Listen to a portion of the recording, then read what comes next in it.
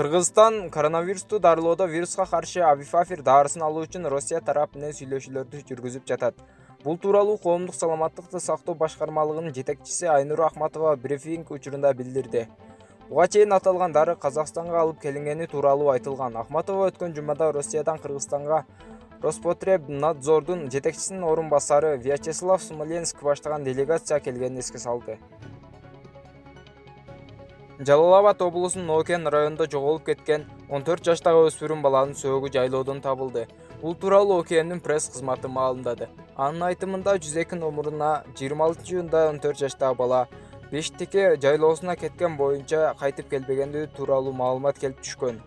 Арадан 12 күн өткөндөн кийин 8-июлда жергиликтүү тургундар өспүрүмдүн жансыз денесин табышкан.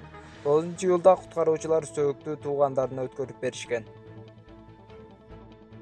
Бүгүнкү күндө Кыргызстанга 321 миллион доллар тышкы жардам көрсөтүлгөн. Бул тууралуу брифингде вице-премьер-министр Эркин Асрандиев маалымдады. Жалпысынан 627 миллион доллар жардам алуу тууралуу келишим түзүлгөн.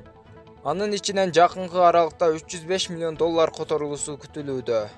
Алгач сүйлөшүү жүргүзүлөт, андан соң алына турчу суммага келишим түзүлөт. Донор өкмөттүн мыйзамга ылайык ратификациялоо жана тастыктоо чечими менен кабыл алынат. Андан кийин гана каражат которулат, дейт Эркин Асрандиев. Аны менен катар келишим түзүлгөн каражаттын 26%, башкача айтканда 166 долларын гранттар түзөт.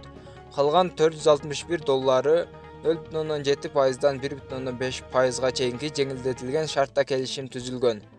Кыргызстанга которулган каражаттардын 173 миллион доллары чыгышаланды. Ал эми 148 доллар улуттук банктын казынасында сакталууда, дейт вице-премьер.